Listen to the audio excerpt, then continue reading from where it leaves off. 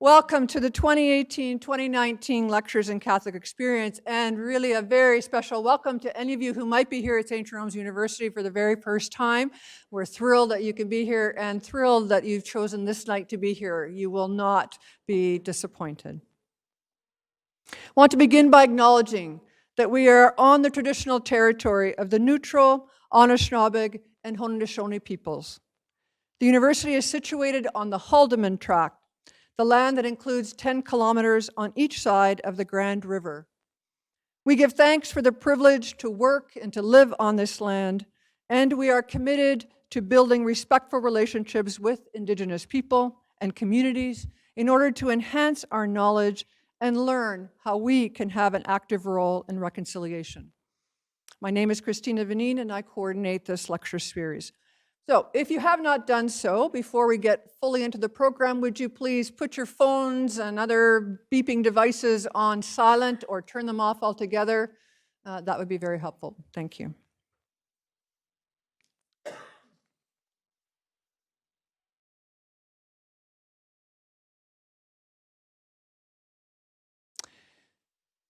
Today, March the 1st, the 7th World Congress Against the Death Penalty is finishing up its meeting in Brussels, Belgium. And according to news reports about the Congress, of the 195 countries that are recognized by the United Nations, 55 of those countries still regularly use the death penalty. 28 countries have not executed anyone in the last decade, so they are considered to have abolished the death penalty de facto. 7 countries have abolished the death penalty except in exceptional circumstances such as war crimes, and 105 countries have abolished capital punishment for all crimes. Pope Francis actually delivered a message to the participants in the Congress, and in that message he says, "Human life is a gift we have received, the most important and primary gift, the source of all other gifts and all other rights. And as such, life must be protected. Every life is good, and its dignity must be preserved without exception.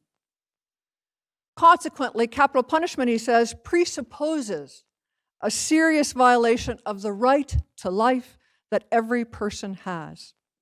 If it is true that societies and human communities often have to deal with very serious crimes that attack the common good and the safety of people, it is also true that nowadays there are other ways to atone for the damage caused.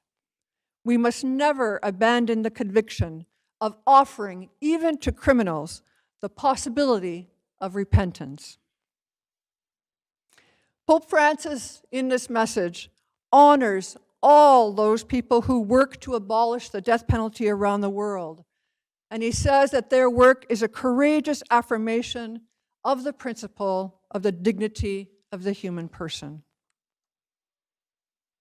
Well, you know that this evening we are honored to have with us one of the most important advocates for the abolition of the death penalty, Sister HELEN Prejaan. Sister Helen is a member of the Congregation of St. Joseph from Baton Rouge, Louisiana, and she has been instrumental in sparking dialogue on the death penalty and also helping to shape the Catholic Church's opposition to state executions. Her involvement with poor inner-city residents in the St. Thomas Housing Project in New Orleans led her to prison ministry, where she counsels death row inmates in the Louisiana State Penitentiary. She has accompanied 6 men to their death, and let us know today she is currently accompanying one more. Sister Helen's book, Dead Man Walking, an Eyewitness Account of the Death Penalty in the United States, many of you might know, became a movie, but it has also become an opera and a play for high schools and colleges. After that, she has written the book, The Death of Innocence, an eyewitness account of wrongful execution. And this summer, her latest book, Rivers of Fire, My Spiritual Journey, will be available. Sister Helen also helped to found Survive, a victims advocacy group in New Orleans. She is the recipient of a number of awards, including a Guggenheim Fellowship, the Pacem and Terris Award, and a Robert Holstein Faith Doing Justice Award from the Ignatian Solidarity Network. Please join me in welcoming Sister HELEN Prejaan to speak to us on the topic, Dead Man Walking, the Journey Continues.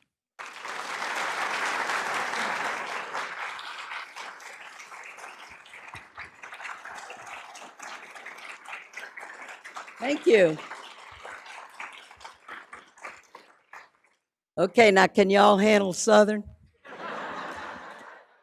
Southern storytelling. Let me tell you what happened to me. You don't think when I set out to be a nun that I thought I was going to be going to death row. I mean, I taught 7th and 8th grade English and religion. And so when you compare teaching 8th grade boys semicolon and grammar and death row, well, it's close. But I always loved the kids I taught. And I was taught by great nuns. And they were fun, they were faith-filled, they were alive. And I thought, that's what I want to do. And I wanted to be a teacher. I've been with teachers and educators for all the days that I've been here in Canada. In Toronto, I was with supervisors. I was with first-year teachers, just beginning teachers. I was with principals. And education's what it's all about. But I'm still a teacher, but the classroom just got a little wider, if you know what I mean. So how did it all begin?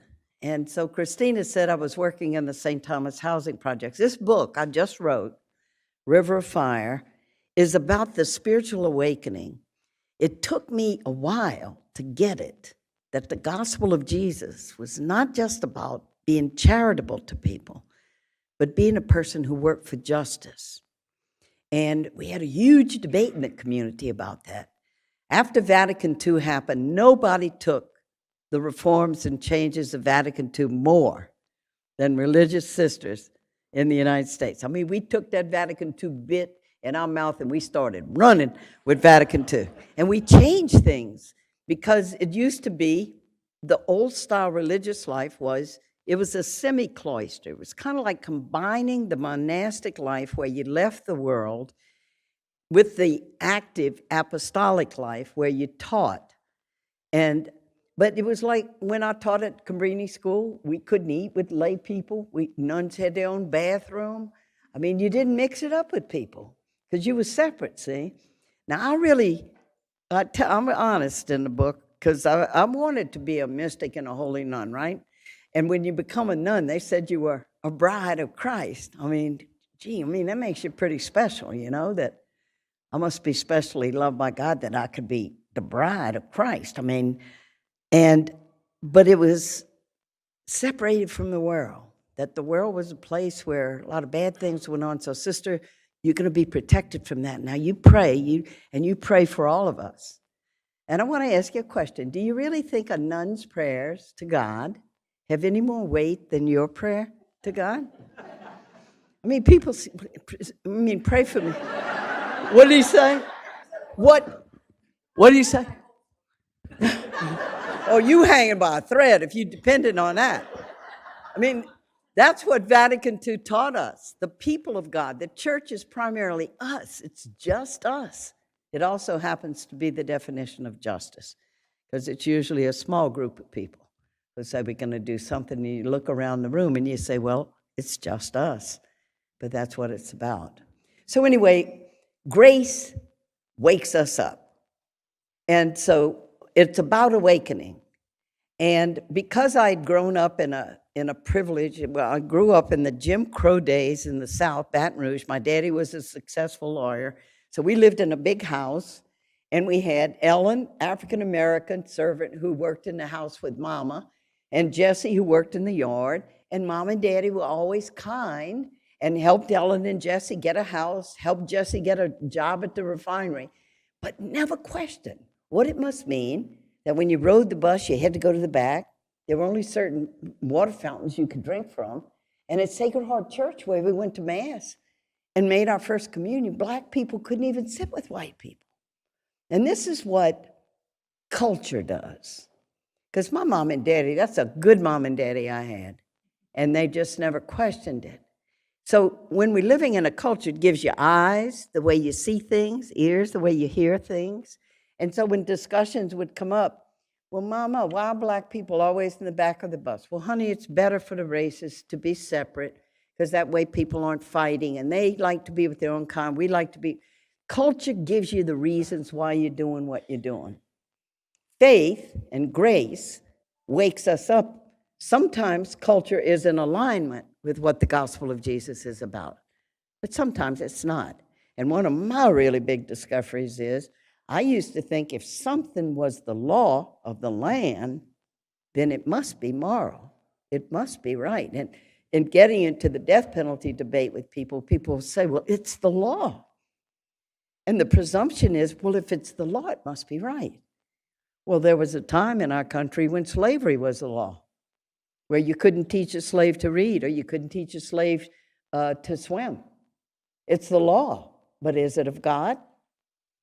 And recently, Jeff Sessions, the Attorney General of the United States, quoted from Romans 13 to say that the separation of children from their parents at the border, when civil authority makes things a law, we obey civil authority because it is the authority of God.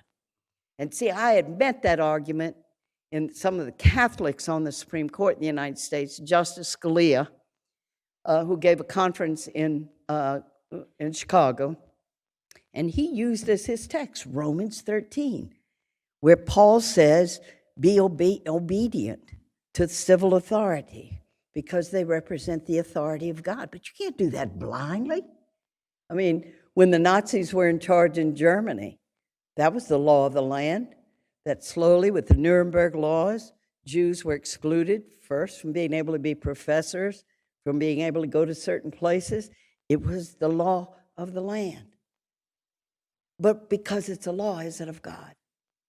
So I got to discover all this. I don't know any of this when I'm starting out. Tim Robbins, in the afterword of the new edition of Dead Man Walking, and the 20th edition, said the nun was in over her head. And truer words were never spoken, because I didn't know about the death penalty. And so that unfolding, we unfold like flowers. Grace works with us in an intricate way. It's not like this flash, boom, all of a sudden I'm changed kind of thing. It's like petals that slowly open, and people come into our life, influences come. I have two next to my desk, and where I write, there's the Annunciation scene of Fra Angelica, of the angel coming to Mary, and there's the crucifix of the suffering Jesus, who's always going to be where the suffering people are. And Annunciations, you know, when we read the scriptural stories, we just go, wow, well, if a bright, shiny angel came to me and asked me to do a mission, I guess I would say yes. I mean, because it's been exemplified in this story. And with us, the little nudges from God, the little invitation, hey, why don't you do this? Or look at your neighbor sick over there. Why don't you go there? All the invitations we get to love and to stretch and to maybe you want to think about this. You're getting very defensive in the arguments when you get into this subject. You might want to think about this. The annunciations that come to us to grow, to connect. So what happened with me was part of the sisterhood, Vatican II happens, and Vatican II said, open to the world. The world is not a bad place. It's a mixture. Just like you look inside the church, you got a mixture. Jesus used that image of wheat and weeds, and believe me, we wheat and weeds growing up all over the place. Even inside ourselves, I got wheat and I got weeds inside of me. We're a mixture. We always will be. So the sisters took Vatican II very seriously, that the church is the people, and the way you make decisions is to discern the gospel of Jesus and where we're being called to give of our service in the world. Before, it was always in institutions.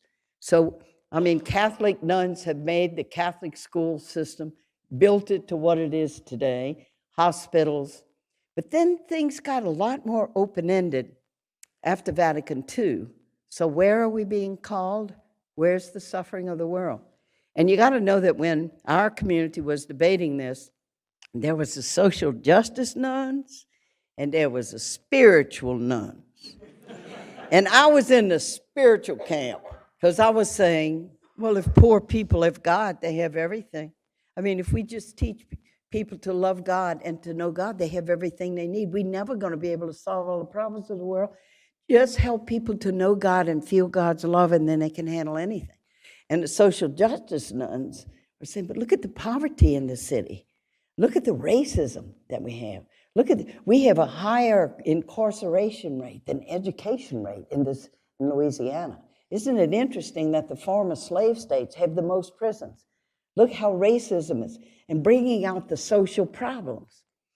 So before, when I was a spiritual nun, and I'm still a spiritual nun, but I learned to integrate it a bit, that I thought, you prayed to God for the really big problems of the world. That was what you did, especially as a nun. But I didn't want to get involved in all that politics and stuff. I said, I am spiritual. I am above the politics. And so the debates are going, and I was writing in my journal, keeping a track of my soul, and looking back on those journals, I see how defensive I was, how argumentative I was, getting up to that podium, making a speech for Jesus. I mean, we got to be spiritual, all that good stuff. And then we were all invited to go to a conference for 3 days up in Terre Haute, Indiana. We went on buses. We stayed in the dorms where the women from St. Mary of the Woods, we were captive in them dorms because we had this nun come to talk to us for 3 days, and she was one of those social justice nuns. And I would say, look, we're nuns, we're not social workers. How are we going to deal with all these problems? So Maria Augusta Neal was her name, and she's written up in Dead Man Walking, because this was the awakening. This was grace finally building, where instead of fighting, I got it. And when we awaken at a deep level in our souls, we know it's grace. Because we can be presented with stuff, we can read stuff, we can hear stuff, not awake, not ready, not awake, and then we get it. And what happened is, I can tell you the line she said, where it changed for me, and I got it, what the gospel of Jesus was about, and began a new path. So the first day of the conference, she was talking about the rich countries of the world, the poor countries of the world, and I knew life wasn't fair. I mean, I knew that, people in these countries in Africa and all are starving, and we all going on Weight Watchers and stuff. I mean, I know. The world is not fair, but I'm one little person. What am I supposed to do? And she announced that the next day she was going to talk about Jesus. So I slept real good that night. I said, yay, Jesus, bring on Jesus. There's a black spiritual that says, ride on King Jesus. And I'm saying, bring on Jesus. At last, we're going to get to something deeply spiritual, namely Jesus. And I was ready for Jesus because I've been meditating on Jesus my whole life. I studied the scriptures. St. Paul's at Ottawa, I learned really a lot about studying scripture and praying with scripture. So here she goes the next day, and here was the line. She said, Jesus preached good news to the poor. And I thought I knew what was coming next, about how every hair of our head is numbered, how God loves us, that a sparrow doesn't fall to the ground, the tender, compassionate, loving mercy of God that Pope Francis talks about all the time. But she said, when Jesus said, blessed are the poor, the integral to that message of people who were poor was, it is not God's will for you to be poor, and you have a right to resist your poverty and to reach out for what is rightfully yours. And I got it. That's the justice. Because I tended, and when I thought of the theology I'd learned, I tended to take for granted that if people were poor, they're going to suffer more. Their children are going to die because they don't have health care. But they'll have a great reward in heaven. And then when I thought of my own family, like Louis, my little brother, who got double pneumonia when he was 6 months old, and there's Mama by his bedside, and because she had been a nurse at Our Lady of the Lake Hospital, so she knew the doctors, so they gave Louis all the care he needed. And he made it through the night, this night when they thought he would either live or die.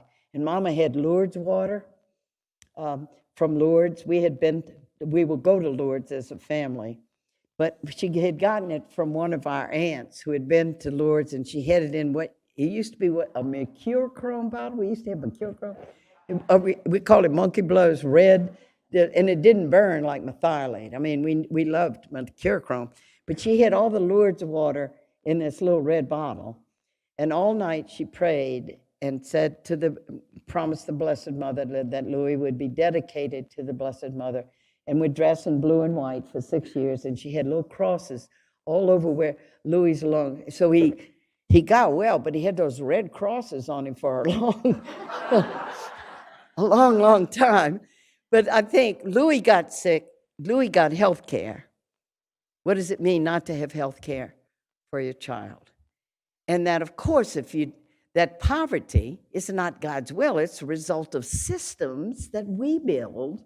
So just simply to accept that some people are poor, or to get into the thing of why don't those people go get a job? Why are those people so lazy? Why do those people want to get those welfare checks? Why don't those people send their kids to school? Don't they know education's the way out? Well, we're sitting in our situations where we have received a lot of cushions and resources and making judgment on people. I mean, I was questioning it too. Why are people? We had 10 major housing projects in the city of New Orleans.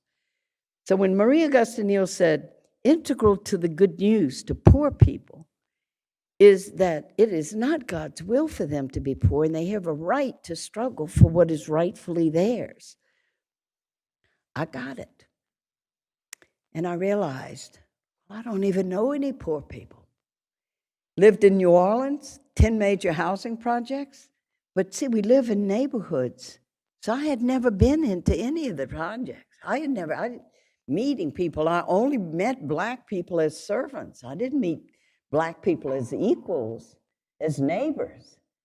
So the decision was then, I was with the novices, I was in formation then, and I began to get on a bus with novices, and we would go down to the St. Thomas housing projects, where this spunky nun, Sister Laurie Schaff, had started a place called Hope House to serve the people in St. Thomas. The only white people were us, the nuns. Even when the brothers came, all the kids, when they see a white person, they say, sister. So even when the brothers came, Brother Joe Porter, big beard and all, he goes, sister. He goes, look, I'm a brother. And so then they call him sister, brother. And I just kept thanking God that I was awake. And African-American people became my teachers. I didn't know about my privilege. I wasn't aware of my privilege. So we have the Adult Learning Center where people who had dropped out of school are coming, like Miss Ruby, 73 years old. She just wanted to learn to read the Bible before she died. She was intrigued with Moses, who would go up that mountain and talk to God. How did Moses do that? How did and he had to come down, his face was shining so much, he had to wear, I want to know about Moses. So me and Miss Ruby, we'd tackle Moses and read Moses just to learn to read when she's 73 years old. I took reading for granted. We had great teachers. I remember second grade being brought into the little library, the grammar school. I remember the smell of that little library and books. And then when you open a book and you read, you can go anywhere reading. And here people are coming in, and I'll never forget this kid. He came in, he was a junior in high school. And so I said, well, Wilbur, how far are you in school? Junior. I said, okay, well, look, we're going to work with you individually. We're going to work with you in your reading, your English, your science. So let's check out your reading level. And he could not read a third grade reader. And I was filled with this sense of, it's not that I was so virtuous. It was just I was so cushioned and resourced and given so much. So it seemed right to me.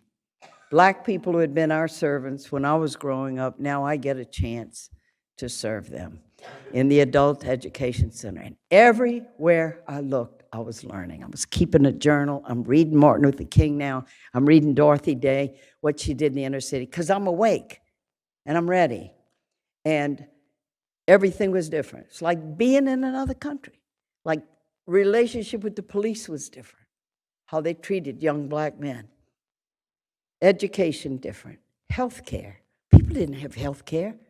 I went with Geraldine and her sick 3-year-old one night to Charity Hospital. We got there at 11 o'clock, and 3 o'clock in the morning, they called her name so that one of the interns, a tired intern from either LSU Medical School or Tulane Medical School, is going to see her sick child.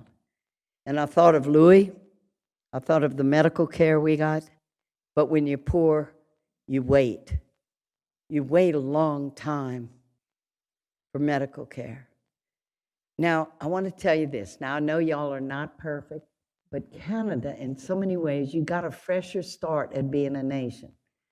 And you care for your people better than we care for our people. We have 40 million people still live in poverty. And you have it still as a struggle of national debate that people ought to be able to have health care as a right, and not because you can afford it. So there's so many ways, because of the way our foundations, the way we built our country, on a lot of violence, slavery, violence against the Native American people. And we're finding our way, and we got a long, long way to go. So as I said, you're not perfect, but when I get into Canada and the airplane lands, I take a deep breath of fresh air because I'm in your presence, and I love the people of Canada. I went to school here. And so I have a sense of you. And your national anthem, we stand on guard for thee. You know, the standing on guard for democracy, because look at the changes that are happening with the ideologues and the conservatives coming in, the populist movement, wanting to do away with things. And I know you got some new challenges that are going on here, and the challenges are always going to go on. People come into government and they want to cut education, but they want to expand other things, and money plays a big role in it, of course. So anyway, life in St. Thomas. One day, coming out of the Adult Learning Center, I see somebody who came from, there was a Louisiana coalition of jails and prisons. We are the biggest incarcerator of all the states in Louisiana. The United States is the biggest incarcerator in the world. We surpassed Russia a long time ago. Because that is what happens with poor people. They get incarcerated. There's a big connection to racism, a legacy of slavery. Because when slaves were freed, the plantation owners, the white people, were very afraid because they knew what they had done to the slaves. They knew how they had treated them. And they were very afraid that they were going to come, burn down their houses, rape their women, kill people. And so the penal system sprung up. And a white person would have to go in a room and kill 6 people. But if you stole an apple, you were hung. There was lynching. It's interesting when you look at the grid of the death penalty and put it on the states that do it the most. The 10 southern states that practice slavery have done over 70% of the actual executions in the United States. So there was a time where you had New York had it, New Jersey had it, Connecticut, the northeastern states, but they never really practiced it. They had it on the books. It was a political thing. But boy, we practiced it. And so that's my state. So one day, coming out of that Adult Learning Center, I see a friend of mine, and he says, "Hey, Sister Helen." Now, look how sneaky Jesus is. This is Sneaky Jesus Part 1, I'm telling you, okay? "Hey, Sister Helen, you want to write? You want to be a pen pal, somebody on death row here in Louisiana?" I said, "Yeah, sure." I was an English major, I could write some nice letters, I didn't know they were going to kill this person, much less that I would be there, that I was going to be there, I was going to witness this thing, it was going to change my life. So he gives me the name of the person, Patrick Saunier. And at first he said, "Oh, this guy's kind of a loner. Maybe I ought to give you somebody else." But something in me was already, "Give me that guy." I said, "Give me that guy." And I made up my mind, even if he didn't return the letters, I'd be like a little lighthouse. I would just keep sending him the letters because I knew he had a dignity as a human being. I didn't know the crime yet. But the people on the street are saying capital punishment means I was there to serve poor people, right? And they said capital punishment means them without the capital get the punishment, which is absolutely true about the application of the death penalty in the United States. It's all poor people. And that has everything to do with what kind of lawyer you get. Because it's supposed to be this adversarial system of coming to truth at trial. Prosecution presents, defense presents. But when you're poor and you're appointed an attorney, like when I met Pat Saunier, he didn't even see his attorney before the trial. He was standing before the judge, for the first stages of it, and there was no lawyer. And then, because the lawyers often are overworked and underpaid, it's not that they're not good people. Often they are. But how in the world are you going to handle, along with all your other cases, capital cases, which is like brain surgery in comparison with everything else that would go on in surgery? So I got to learn that. I don't know that. I just thought we had the best court system in the world. There was no way there would ever be an innocent person that would ever go to death row. And now with the seventh person, as Christina was bringing out, Manuel Ortiz from El Salvador, 3 of the 7 people I have been with are innocent. 3 out of the 7. And that's just random. That's just the people that I've taken and the way they came to me. Manuel's the only one where I think we have a chance of saving his life because there was a constellation of things that happened, good lawyers on the appeal, the evidence hadn't been destroyed, and the aggressiveness of the lawyers were able to get all the stuff the prosecution hid during his trial and the lies they told, and they got the papers and the evidence to show that they told lies. So he has a chance, and he has a good federal judge. And he's been on death row 26 years. All the best stuff in life is mutual. So it's not like the wonderful nun who goes and pours herself out on these poor death row inmates. I meet with him, and when I walk out of there, I've got a better sense of what courage is. When all seemed hopeless, to believe in God, that truth would be told. And he always says with his great little Spanish accent, "Sí, Sterling, all I want is for the truth to be told." But can you imagine being innocent and trying to get the truth told and no one listens? And how do you, in that 6.5 by 8.5 foot cell, which is so hot in the summer, there's no draft, there's no air conditioning, and then cold in the winter. And by the very fact that you're on death row, you're considered disposable human waste. So there's 1,000 signals a day that say to you, you're not worth anything, you're unredeemable, you are so evil and so bad that we had to condemn you to death in our society until we are rid of you. You have no reason to live. Imagine what happens to you. How do you? So I know I'm in the presence of a man of courage. I know I'm in the presence of a man who prays. He loves Our Lady of Guadalupe. He has great devotion to Our Lady of Guadalupe. And whenever you can order food to eat together, we always pray together first. And his prayer, boy, that's real prayer coming from Manuel. But it began, "Hey, Sister Helen, you want to write a letter to somebody on death row?" We hadn't had an execution in over 20 years in Louisiana. It was an unofficial moratorium. Got all the changes that had happened in the 60s, where we questioned things and looked at things, this whole civil rights movement, where things you used to take for granted, you were questioning, you were looking at. It was a healthy time for us, I felt. And so anyway, I just thought, well, I'll be writing letters. And sneaky part, Jesus part 2, was when I began to write letters back and forth, I realized he didn't have anybody to come and visit him. And he didn't even ask me to come. He never asked me for anything. But I realized he was alone. He was condemned to death and he was alone. It was the sheer humanness of it. What is that like? So I write a little note to him one day and I just said, "Pat, I'll come see you sometime." To get a visit in prison is huge. To get a letter in prison, because you know what that letter says? You're a human being. Somebody is treating you like a human being. They are writing to you.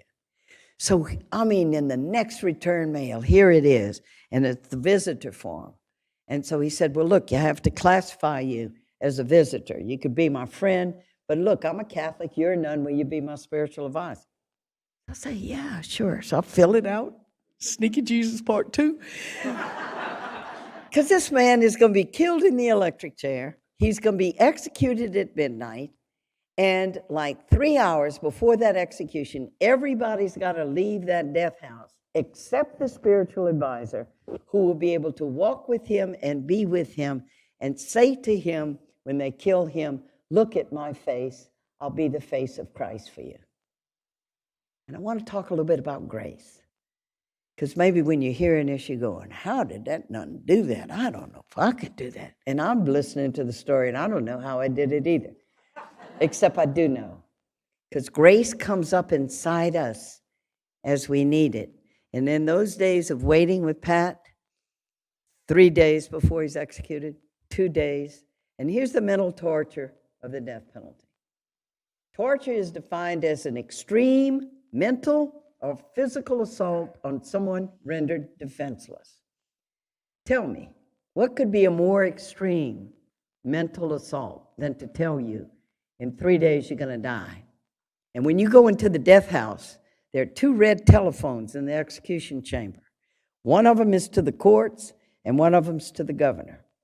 And what made it so hard being there with Pat in those last days, every time the telephone rang, my heart went into my throat. Like, it's not that you know he's going to die, and it's not like being with somebody in a hospital who's fading and dying.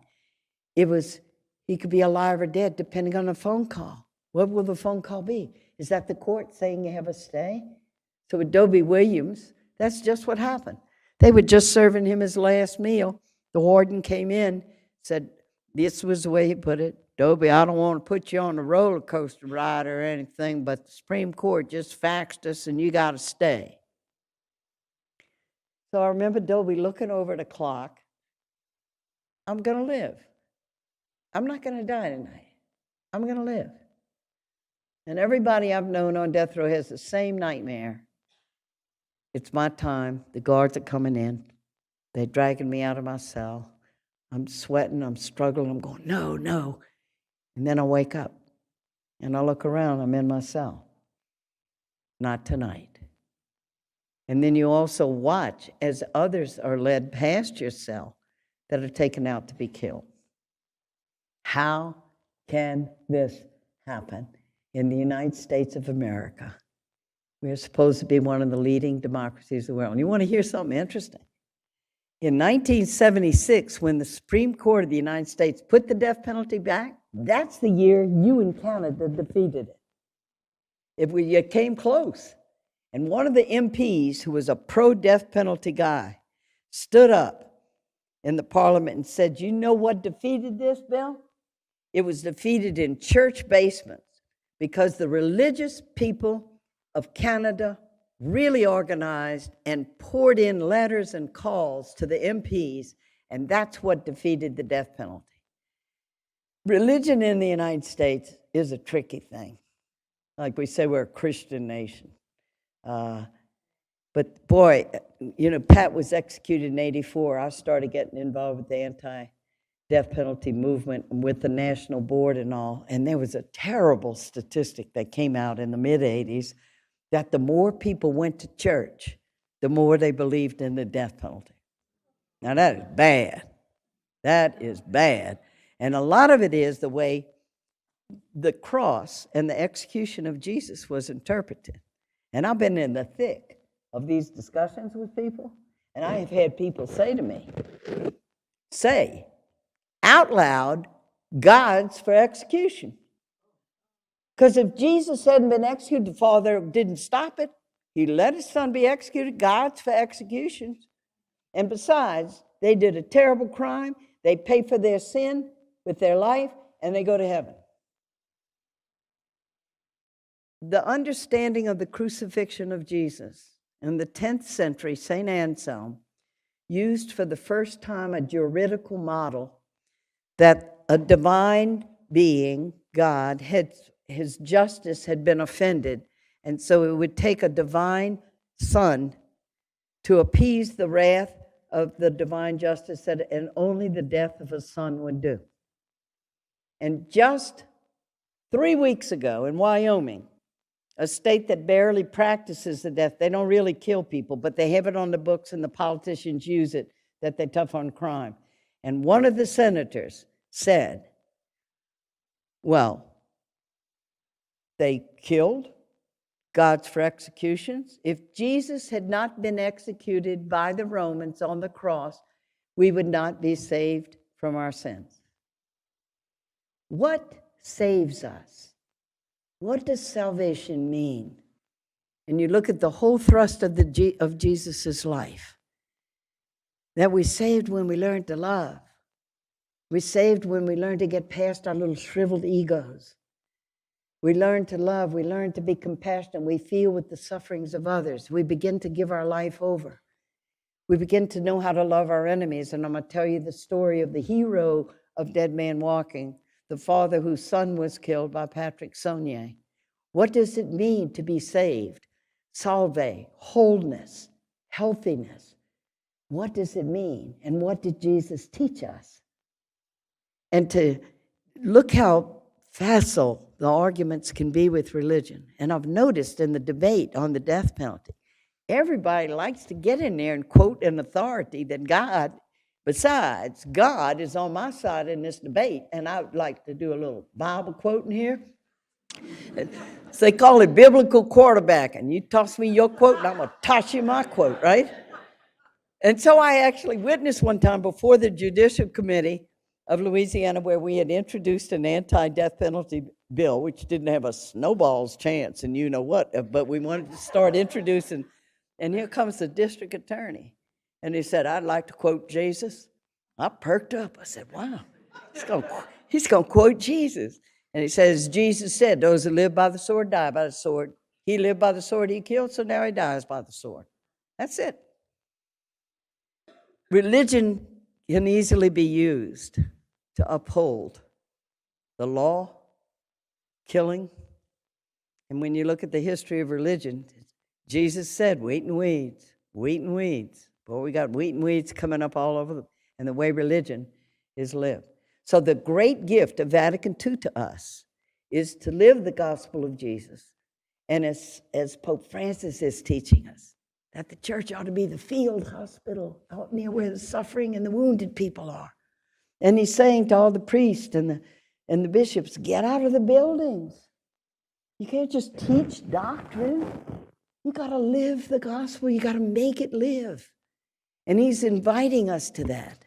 So my waking up took a long time. So the first thing then was writing. And then it was like my little boat got on this little wave, and that current starts kicking into whitewater rapids in that little boat. And now, lo and behold, I'm with a man who is being executed in front of my eyes. And he is looking at my face. And God is there. Christ is there. Where is Christ in this? Christ is always going to be on the side of the victim. Always on the side of the one suffering. And along the way, I get to know the guards too. I get to know the warden. I get to know the people who are going to do the killing for everybody. They're the ones close up. They're the ones who have to go in and strap the person down. The warden can't get out of an execution. He has to be in the chamber. He has to nod his head to the executioner behind that one-way glass. So he carries in himself all the executions that happen. What happens to him? What happens to the guards who are on the strap-down team and have to do the killing for us? And we are nowhere around when this happens. The DAs that made the fiery speeches to the juries of why that man deserves to die, they are nowhere around. The members of the jury are nowhere around. The judge is nowhere around. And in the silence of the night, behind prison walls, people are taken out and killed. And I got thrown into this. And in River of Fire, you know, it's the prelude I use in the book because that's the fire part of the book. It was like witnessing something, like Elie Wiesel when he wrote his book, Night. Those who become witnesses to things that have happened, that are morally, deeply morally wrong, have to be the ones to speak out. So look at our young people at Parkland School. It was the anniversary of the shooting at Parkland on February 14th, and there they are on the media being voices for gun control in the United States because they knew their dead friends who had been shot could not speak. They had to be the voice. So when we become awake and when we catch on fire, so the way the prelude goes is they killed a man with fire one night. They strapped him in a wooden chair and pumped electricity through his body until he was dead. His killing was a legal act because he had killed. No religious leaders protested the killing that night, but I was there. I saw it with my own eyes. And what I saw set my soul on fire, a fire that burns in me still. And now here's an account of how I came to be in the killing chamber that night and the spiritual currents that drew me there. And that's how River of Fire begins. So when I came out of that execution chamber that night, you don't realize it at the time, but my life was really changed. And I remember being in the darkness. The sisters were waiting for me. The prison vehicle brought me to the gates. And we started in the car down the Route 66. It's a dead end. It ends at the prison, way out in the middle of, of the country. And we had to stop the car because I had to throw up. I had never witnessed. I knew it was all legal, and I think the percentage of people in Louisiana at the time, 90% of people supported it, or thought they did. And I knew that night, standing outside those gates, is why I'm standing before you right now, because it was so clear. The people are never going to get close to this. They're told in the rhetoric about it, the why we have to do this, these people are dangerous, they'll kill other people in prison, these people are evil, that we have to terminate their lives in order for us to have a safe society. And if you don't know people, if you don't know how it works, if you don't see what it means to take an alive human being and strap him down and kill him, it's easy to support it. You're at a distance, you're away from it. What the eye doesn't see, the heart can't feel. But I was witness, and I remember thinking, I didn't know I was going to write a book. I didn't know what I was going to do, but I thought of the American people. And I thought of the line in the gospel where it said Jesus had compassion on the crowd because they were like sheep without a shepherd. That I'd been a witness, my job was to go and to bring people there. Now, I'm a Southerner, and Southerners are storytellers, because we sit around in the backyard and eat like boiled crabs or shrimp for 3 hours and drink a long neck Dixie beer, and you talk and you tell stories. And so I resisted writing a book because I thought a book was a passive thing. A book just has to sit there on a shelf, and maybe somebody will read it, maybe they won't. So I started getting out on the road talking to people. I thought that's what you do, you go talk to the people, which I'm still doing. But so then the book happened, and that was just grace. Here's my literary agent in New York.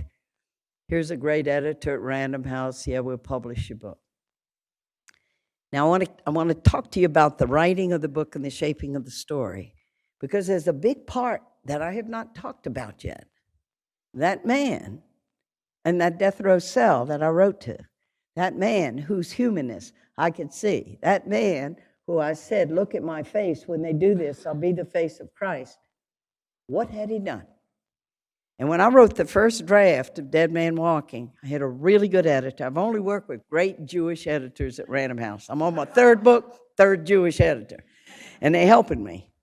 And so when Jason, who was the managing editor at the time at Random House, and he looked at it, and so he invited me up to New York. We sat at a table. This is what every writer hopes for. When you write a book, to have an editor sit with you at the table, hands-on, looking at every line, and helping you. He helped me shape that story, or you never would have heard of Dead Man Walk. And he said, Helen, you wait far too long before you tell people. What did he do? Because their minds are going to be screaming during all this time where you were trying to uphold his human rights and all this kind of stuff. What did he do? Who are the victims? Who's suffering? And he said, first 10 pages, you stand before the crime and the horror of it and share your own horror. And indeed, it was a horrible crime. As he and his brother Eddie killed in cold blood 2 teenage kids on a Friday night, a November Friday night. They had gone to a homecoming football game, and they went to a place where teenagers like to go and park. And the 2 brothers were there with 22 shotguns. And they had managed to get a deputy sheriff's badge somehow. And they posed as law enforcement. And they walked up to the car where the kids were, all alone near the sugarcane fields that had been harvested, and go up to the window. And imagine the terror. I mean, it's just so hard. And anybody, of course, sitting here tonight with children, or young people sitting here, that the last moments of your life are going to be at the hands of brutal people who are going to kill you. And one thing led to another. They said, you're trespassing. We work for the sheriff here. We're going to have to bring you over to the people that own the property. What's your mom and daddy going to say? Do they know where you are? And one thing, and they had done this with 6 other couples. And some of the young women had been raped. But this night, these 2 kids, David LeBlanc, 17 years old, Loretta Bourque, 18, were found lying face down near that sugarcane field, and they had both been shot in the back of the head. And that's what the man that I was visiting on death row, that I wrote the letters to. And then I found out his brother had 2 life sentences. I began to visit with both the brothers. And it is such a mystery, evil, because I'm visiting with him, and there's humanness in him. There's goodness in him. All of us are worth more than the worst thing we ever do in our life. You can never freeze a human being into an action and say, that's all you are. This is the epitome of who you are. This action, even during a death penalty trial, a prosecutor at trial can never point to a defendant and say, that man is evil. You can never assign evil to the person. Person is transcendent of our actions. We are more than our actions. I mean, sometimes we think of our teenage kids that do stupid things. Well, thank God they're not identified with that one action. I mean, thank God we all are not identified with the worst thing we've ever done in our life. But the kids, and what about the parents? And Jason helped me here too, because I made a bad mistake about the parents. I didn't know what to do about the victims' families because they were so angry. And the prosecutors are working with them saying anybody who's against the death penalty is your enemy. They do not care about your child. Those bleeding heart liberals that come in there, they're not your friend. And so I'm clearly against the death penalty, and I'm trying to accompany the man who did it to help him. And so I stayed away from the victims' families. I didn't even write a letter. I didn't do anything. So when Jason's reading this draft, and when I talk about the victim's family, I just say, well, I didn't know what to do about the victim's family, so I stayed away. And he looked and he said, well, Helen, you're really letting yourself off there, aren't you? It was cowardice, wasn't it? You were scared, weren't you? Oh, yeah. He said, look, when you write your book, don't just take people with you on the peaks of the waves where you do it right. Take them in the troughs where you make a mistake, and they're going to believe you. And if you only try to spin things about where you do it right, you're not going to be credible to people. Because to be human, especially when we're getting in over our head and things, you're going to make mistakes. And that was a big mistake. So I think you need to revisit that part of your book. And I did. So if you see the film of Dead Man Walking, I worked with Tim Robbins, the screenwriter and director, Susan Sarandon, who portrayed me on every line and every scene that's in that film. Many times authors hate what they do in the films because they change it all around and stuff. But boy, that film brings you into the core of this cross, stretches you on both arms, the victim's family and the one who did the killing and their family. That's another whole story. What happened to the mother of Patrick and Eddie Saunier, who lived in this little town and couldn't even go in the grocery store because she'd overhear people saying, she's the mother of the murderers. What's she doing in here? So when did I meet the victim's family? Right at the very end. And it couldn't have been more polarized. It was at the pardon board. 5 appointees of the governor. Last stage before a person's executed. It's a public meeting. You sign the book when you go in, what side you're on. Literally, I never signed a book, are you for life or are you for death? If you sign over on the side that you want the execution, so that book was filled. Those pages were filled with people because the victims' families were there. They had packed it with their friends, their relatives, and most people wanted to see Patrick Saunier die. They were hoping the other brother would die too, but his death sentence was overturned. And I'm there with one lawyer and one psychiatrist, and I knew what I was there for, and it was to ask those 5 appointees of the governor that had been appointed by the governor not to kill this man, but to let him spend the rest of his days in prison. And that's when I met the victim's family. And of course they were furious at me. They were Catholics. So when does the nun show up with the murderer? She didn't write to us. She didn't come see us. I was so wrong in that. And we were walking outside because the pardon board was inside while they were voting. We were all walking out and stretching our legs before we went back when they gave their verdict. And I rounded a corner, and there they were, both sets of parents, the Bourques who had lost their daughter and the LeBlancs. And the Bourques were first, and they see me. And they were furious at me. But they were very respectful in that they just averted their gaze, walked past me in silence, and right behind them were the boys' parents, Lloyd and Eula LeBlanc, Cajun people, salt of the earth people in Louisiana, and surprised by grace. And Lloyd LeBlanc walks right up to me. He said, Sister Helen, I'm Lloyd. I'm David's father. This is my wife, Eula. Sister, all that time you've been visiting with those 2 brothers and you didn't want to come see us. You can't believe the pressure we've been under with this death penalty thing. I didn't know he was under any pressure, and I just said, oh, Mr. LeBlanc, I'm so sorry. I should have come to see. I should have. And he said, look, sister, you don't know what I think till you come talk to me. Come sit down and talk to me. You're going to find out what I think. And I'm going, well, you don't know what a coward I am. I'm going, oh, man, it was just. And here comes grace because he said, sister, I pray in this little chapel. Come pray with me. And so this is a Catholic thing. When I give talks to Protestants, I got to break it down for them, explain what this.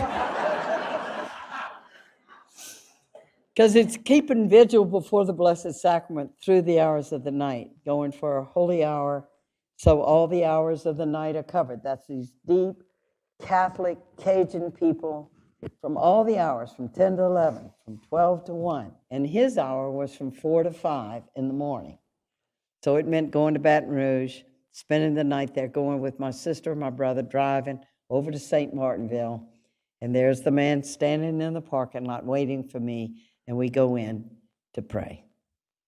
And we prayed the rosary. It was a Friday. And the rosary remembers the mysteries in the life of Christ and his mother, of sorrowful mysteries, the agony in the garden. And I'm kneeling alongside a man who's praying through the agony and death of his only son. And so when we got up out of that chapel, as he began to know me and trust me, that was when he entrusted to me the story, the journey of how someone with God's grace can come to forgiveness. And he was the first victim's family I met that taught me that what forgiveness, think of what the word is, forgive, to give before, that it's in a way saving your own life. And the way he put it was, he said in the beginning after David was killed, if he could have gotten a hold of the throats of those two brothers. He would have strangled the life out of them with his bare hands. He was angry. Look at victims' families. Sometimes in the beginning, anger gets them out of bed in the morning. It gets the adrenaline going. It gets them to the trial. Whereas they might just succumb to the despair, commit suicide, or just the sorrow. Adrenaline and anger, and boy, he had it. But he said, I've always been a kind person. I've always loved people. I always loved to help people. And I was losing it. I was angry all the time, and I'm snapping at my wife, and I'm making her cry, and my daughter. And he said, if I was coming down the highway and I saw somebody broken down because I'm good with my hands, I can fix things, I'm going to stop and help them. It's who I am. And I was losing who I was. And then when he was telling me this, and then he put his hand out like this, and then he said, they killed our boy, but I'm not going to let them kill me. And he set his face to go down the road of the gospel of Jesus, praying all the time, Jesus, help me to come to that place till the grace met him on that road. I end the book of Dead Man Walking with Lloyd LeBlanc about how forgiveness was never going to be easy. Each day it must be prayed for and struggled for and won. And he's the hero of Dead Man Walking. I'm the storyteller, and I made some bad mistakes. So I hold him up. And along the way, I have met victims' families. In the second story in Dead Man Walking, the Harveys were a family, their daughter had been killed, and they couldn't break out of it. Every time there was an execution, they're there at the front gates of the prison with two signs: another murderer getting their due, and justice for victims' families. And they even got to witness the execution of Robert Willie, one of the men who killed their daughter. But it could never be enough. When Vernon Harvey came out after the execution, that's the second story, I was with Robert Lee Willie, and all the media was there because it was the first time a state allowed victims' families to witness an execution.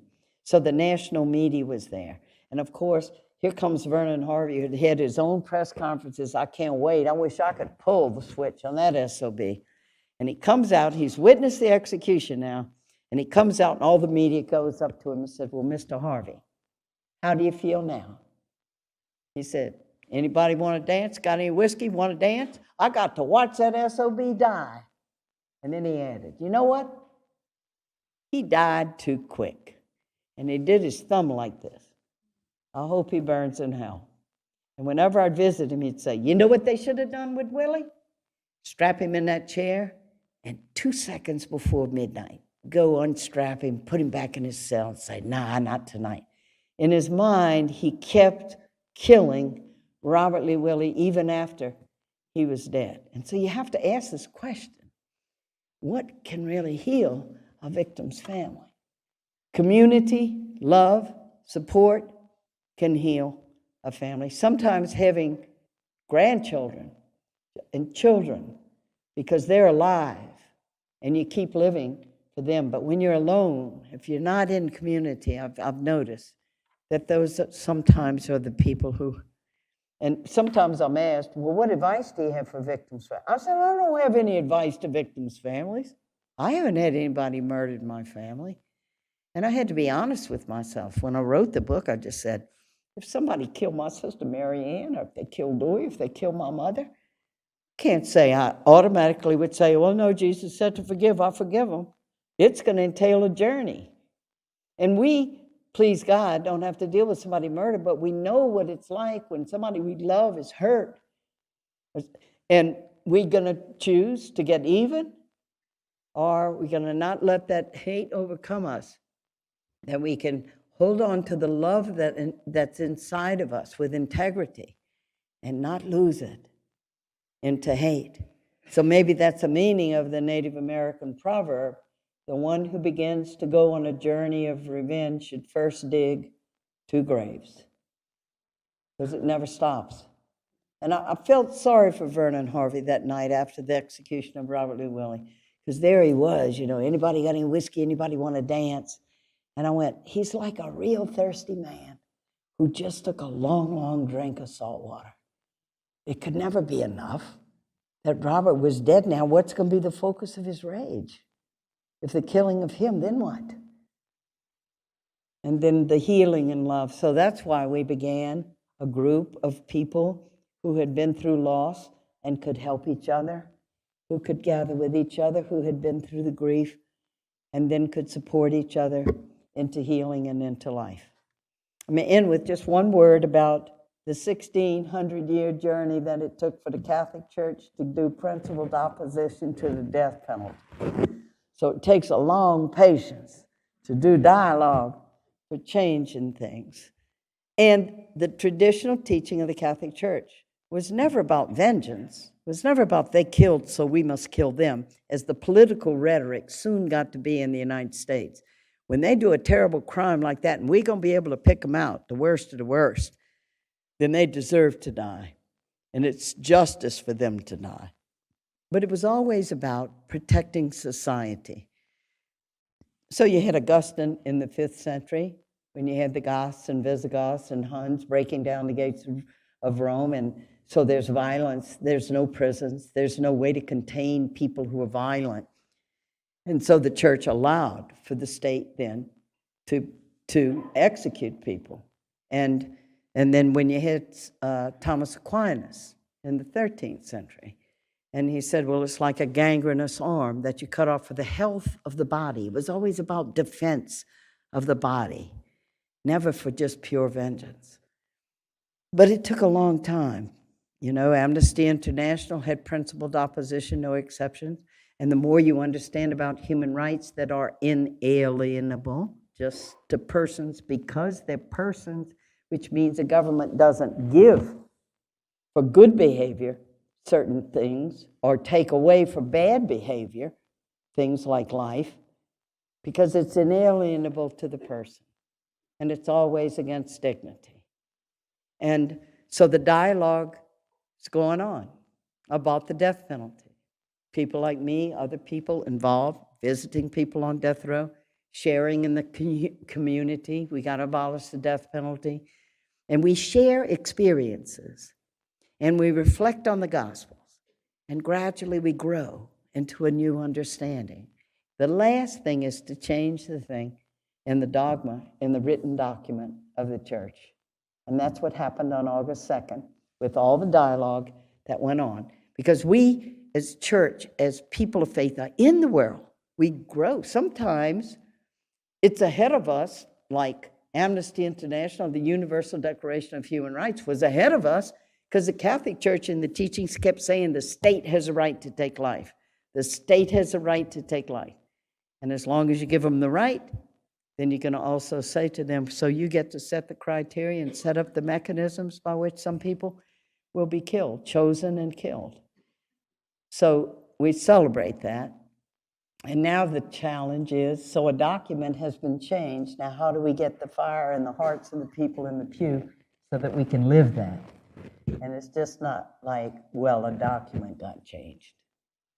Okay, I talked a long time. Y'all still with me? So maybe we can have some conversation together.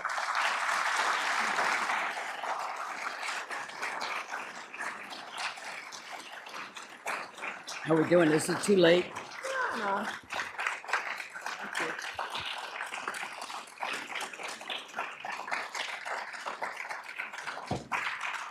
Thank you. So we have two people who have microphones to bring to you so we can all hear the questions and also get them recorded. So we'll have some conversation for, let's say, 15 minutes, 20 minutes, because And there's that'll let books, you there out are at night. books out there and books to be signed, purchased and signed and so on. So we have other things to do tonight. All right. Thank you. All right. Conversation, not just questions like I'm some expert, but comments, what you see, insights. All right, where are those microphones? Come on, let's use every minute.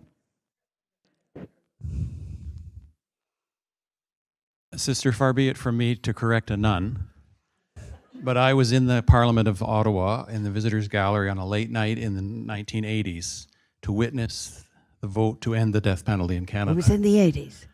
I want to thank you for tonight, but I want to thank you for that night too. Wow, you were there. So you remember the debate, and you remember. I do. Was that right about the churches were the ones? Did that MP really stand up and say this was defeated in church basements? You remember that? That I don't remember. You were but sleeping. I wasn't sleeping tonight. But Canada did it. And you know what's interesting? You abolished it, and your murder rate, which had been rising, began to go down after that. Somebody else, thank you for that. Way in the back. Maybe you could just shout it out. Oh, okay, yeah, we want you recorded. So similar, well, maybe not similar to you, but I'm a U.S. citizen living in Canada now and have been for 40 years. I did not come up as a result of the draft, but it was the year I came was the year Nixon got rid of the draft. One of the things that's challenging for me is understanding that if we do away with the death penalty, people will live 30, 40, 50 years in horrendous conditions of our prison system.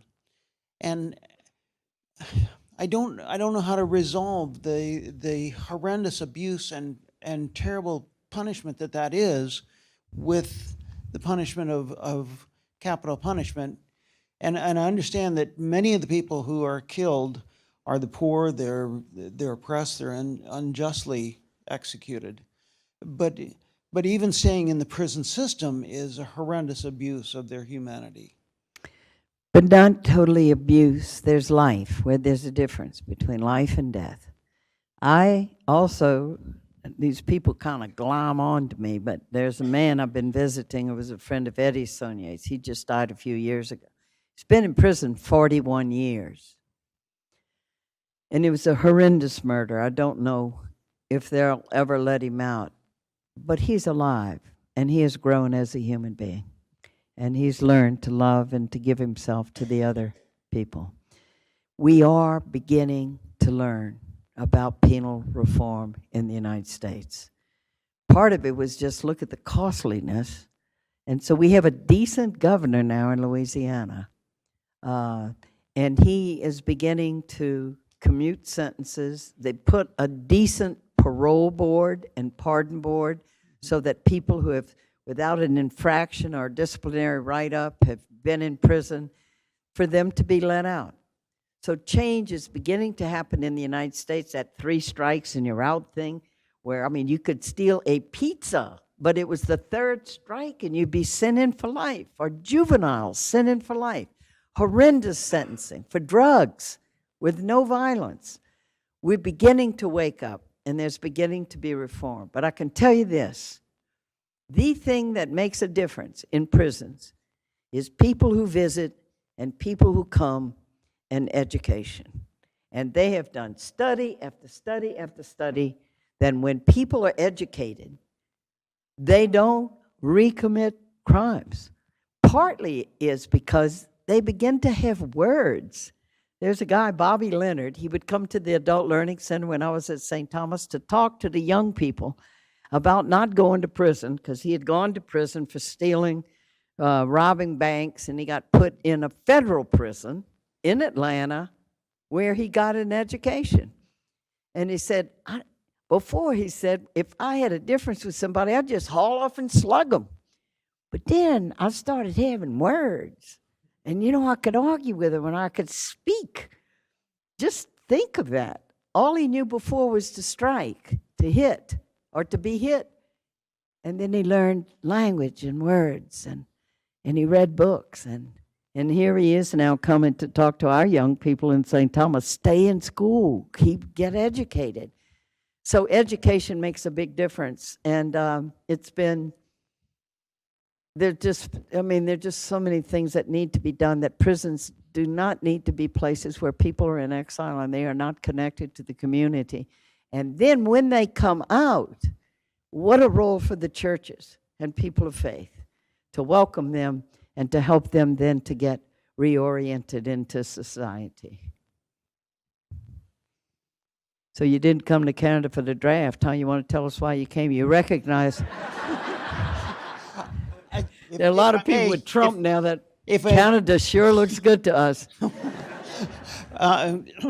One of the companies, NCR, started here in town, and at the same time, that was when NCR closed in Dayton and put 30,000 people on the Oh, street. yeah, wow. And my father was one of the fortunate ones that he was given an opportunity to come someplace. And wow.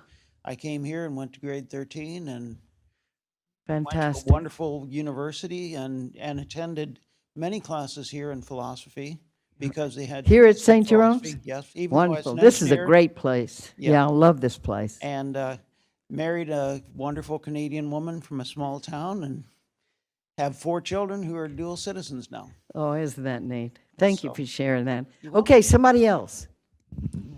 Look at all these hands. Start spreading hello. that mic earlier, Sorry. because I want to use the time, because Yes. I've talked a long time. Hello, Where are you? right here. Okay. Hi. First of all, thank you for being here with us this evening. Thank you for helping us see the humanity of the person. And I think just in regards to the last question, as we come to see the humanity of the person on death row, we can see the humanity of the person who is incarcerated. Sure. And the rights that they're entitled to. Yeah. Am I right in just a bit of research I've been doing lately? Has Pope Francis also spoke out about life sentences, Yes, he has. and that they are a type of death penalty? Yes. That the inhumanity of that. Could you Yeah, speak to that a sure, little bit? Sure. So to imprison somebody for the rest of their life with no chance of parole, as Pope Francis said, that's a sentence of death in prison. And there is, in every human being, redeemability. One time, the warden at Angola, and we got a tough prison in Louisiana, he said to me, "Sister, do you know what crime most people come in here for and who make the best trustees?" And I said, "No, I don't know." He said, "Murder." Most people that commit murder didn't know when they got up that morning they were going to murder somebody. They get in a situation, they have a gun, they kill somebody. Then they get here. And in the discipline of the prison, without drugs, and they can change their life. And they make our best trustees. So you got to allow for the redeemability of human beings. So we're beginning to make changes to throw people away because of a drug violation that was not related to violence, just the possession of drugs. And read The New Jim Crow by Michelle Alexander. They changed up drugs from having drugs or selling drugs from a misdemeanor to a felony. That's a huge shift. And then when you go to apply that law in the United States, it's been the massive incarceration of people of color. And the reason she calls the book The New Jim Crow is when you get out of prison and you have been convicted of a felony and you go to get a job and they ask you, it's called the box, have you ever been convicted of a felony? And you can't get food stamps and you can't get help with public housing because you've been convicted of a felony. In some states, you could never vote again. And so she saw that permanent disenfranchisement. How do you get back in society? And all because they changed the drug thing from a misdemeanor to a felony, but then did the massive application of it to people of color. So people are beginning to wake up about that. And so it's the same thing. It's about people not knowing. I didn't know anything. You know, all those years I lived out in the suburbs, and I was a good teacher. We did religious ed, adult ed. When I was with the novices, we did good things. But I lived in a city that had 10 major housing projects and plenty poor people, and it like could have been in another country until I woke up, until I crossed the boundary. And then I was there, and the people could teach me. I could see, oh, wow, what would it be like? And compassion can happen. And you also, when you see the suffering, you see mothers struggling. If they get off of welfare, they lose that medical card for their kids at charity. What are they going to do?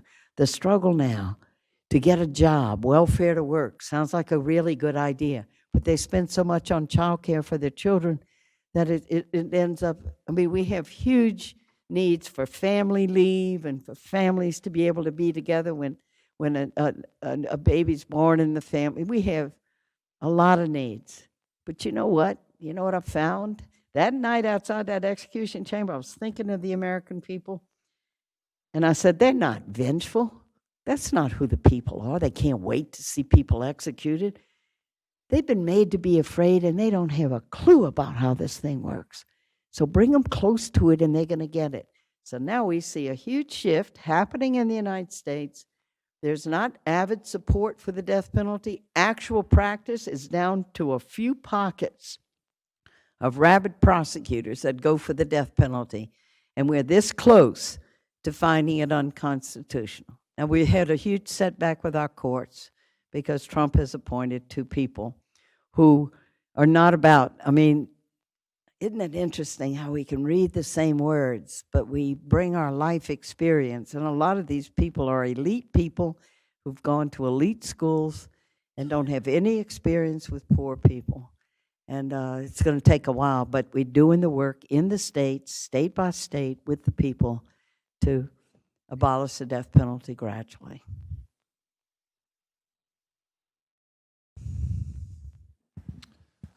Sister Helen, thank you very much for bringing Jesus to us, Southern style. I found Jesus at St. Jerome's. I'm wondering if you might have any insight to offer based upon your experience. To preface that, saying I'm inspired by your attempt to both maintain the humanity of people on death row, but also to honor and respect and to try to walk with the victims and the families of the victims. I find that inspiring. And I wonder, based upon your experience of attempting that, if you might have any insight on the experience in the church of clerical sexual abuse and how we as a church might be able to get through this. How do we honor the anger and the suffering of victims, but also try to be a community that somehow believes in forgiveness? Yeah. Mike Farrell, he was on MASH. Did y'all ever look at MASH? Well, he's leading the anti-death penalty movement in California that has 744 people on death row, much bigger than Texas, but they don't execute anybody. So the politicians get off with being tough on crime and getting death sentences, and then people just stay there and they're not executed. And Mike said, he said, there is an institutional imperative never to be wrong. And he said that about the state of California. So you have the church, you have the Spirit of Jesus in the people, and you have the institution, which over years has policies and things that are enacted. And the people are the church. Priesthood is in every one of us. And I think we're as a body, institutionally, we are not healthy and we are not whole. In the appendix to the book of River of Fire, I have my letter to the Pope about why we need to have women at every stage in the church's life, in decision-making, in leadership.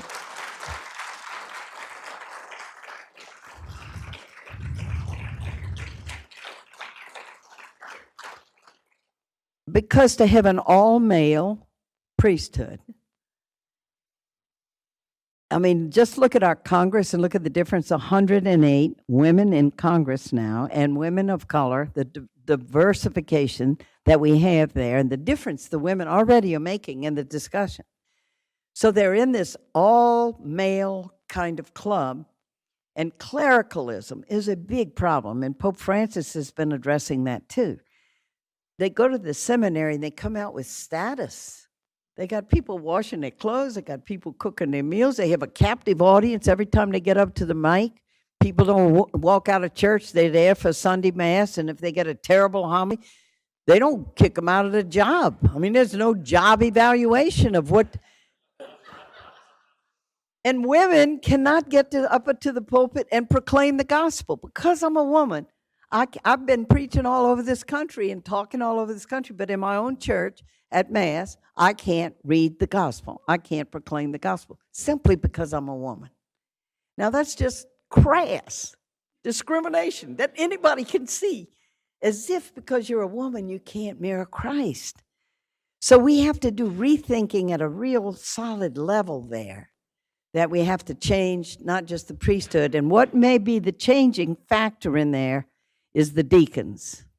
And I'm going to tell you, I happened to be in England around the time that the Anglican Church made a decision that they were going to allow women to be priests. And I was there, and I mean, it was emotional. They had bishops crying. They had priests crying. That's going to be the end of our church. We get the women in there. I mean, they were upset. They were really upset. And one of them was saying in one of these discussions, you know what did us in? It was the slippery slope of the diaconate. Because you let the women be deacons, that's a level of ordination, and they never stopped. They got ordained as deacon, and it just kept coming. And that's where we made our mistake. So there's been a commission to look at the diaconate. And you read about the early church. You read about Paul with the women, and the women were in there. Of course the women were in there. And look at the followers of Jesus. Look at the role that women had. And Mary Magdalene was the apostle of the resurrection. She was the first one to go to those scared little males, all locked up in that room, and say, Jesus is risen. And so we're not healthy and whole if we don't have men and women together making the body of Christ. And that's the answer to that. And I think the clericalism of it, because pedophilia, rape, all the Me Too movements going on in the United States about women in Hollywood, if you want to get a part in a movie, you got to sleep with the director, is power over. It's people in a powerful position over somebody who doesn't have power. That's a dynamic at work in all this. And so when you have a healthy body and people can, experience their full humanness, then you don't have to have power over. And that's that pedophilia thing. And then the covering over of it, because you want to preserve the image of the church. So it's all hitting the fan now. The fan's busy. I think the Holy Spirit is busy. And so we're on our way. Hi, Sister Helen. I'm Denise Whitehead, and I did have the lovely pleasure of seeing you be bestowed with an honorary degree by us this afternoon. I'm linked to St. Jerome. I'm on faculty here at St. Jerome's. I teach in the Department of Sexuality, Marriage, and Family Studies. I am also cross-appointed in Sociology and Legal Studies. I am a lawyer who has a PhD in Family Relations and Human Development. But to be honest, tonight, I am here because I also sit as a board member on community justice initiatives here in KW. If you are not acquainted with that organization, we are the premier organization that is interested in restorative justice in the region, and we want to become a region, entire Waterloo region, that focuses on that. We have incredible programming that does everything for providing mediation services to families and elders. But I'm going to hope you won't feel like I'm usurping when I make a plea that our biggest program that's at risk right now is our STRIDE program. We have a women's prison here in Kitchener, and we go into that prison through our services and offer STRIDE nights, which is a way to connect with the women, to provide everything from interesting and fun programming and snacks, but most critically are the STRIDE circles that come out of building those relationships. Because what we want when women are ready to leave prison is to have a connection to community to help them get out of that. So I am begging this organization and all of you here tonight, if you are interested in donating to an incredibly worthy cause right now, we are at serious risk that the one program of all that we offer is going to be the one that's connected to prison services. That's the one that people find hardest to give to, and yet that's our program right now that's at greatest risk. Do you have a sign-up sheet where people can volunteer? No, but there are going to be lovely people who are going to help me do that Oh, yeah. right This now. is a university. They got paper and they got... And that's all we need. So be over near me with the books, because there's an invitation, a little annunciation, said, so the angel flopped into the room, said, hey. So if you want to do some really good that's close to home, I've got the opportunity for you. Great, that's great, thank you. Far from usurping, that's wonderful.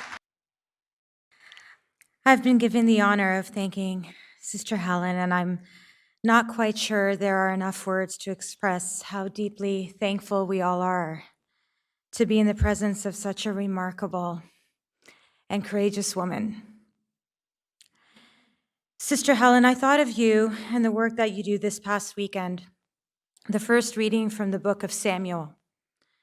There lay Saul, sleeping within the encampment, with his spear stuck in the ground at his head, and Abner and the army lay around him. Then said Abishai to David, God has given your enemy into your hand this day. Now therefore let me pin him to the earth with one stroke of the spear, and I will not strike him twice. But David said to Abishai, do not destroy him. For who can put forth his hand against the Lord's anointed and be guiltless? Sister Helen, you have reminded us of that very fact this evening, and that in this thirst for vengeance, whom many call justice, people are killing people to teach people that killing people is wrong. I think that's something that resonated with all of us this evening, was when you challenged us to recognize that the law doesn't equal right, and it definitely doesn't equal justice. Is this law of God? We can't sit back.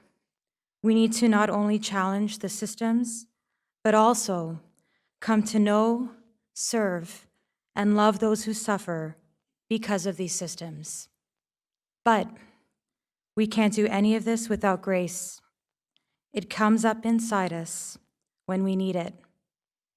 And we need to live the gospel of Jesus and make it live. We have listened with our minds and our hearts, and as Canadians, we will speak out against the death penalty and the injustice, the harm. It hurts nations, communities, families, and humans. More change is needed, and we are humbled by the work that you do. You are not a nun in over your head. The invitation you received to love and connect has brought love and forgiveness to human beings who likely wouldn't have recognized God's love and grace without you. Thank you for reminding us that to be saved, we need to learn to love. You indeed are the face of Christ for us as well. You are the face of love, and we thank you, Sister Helen.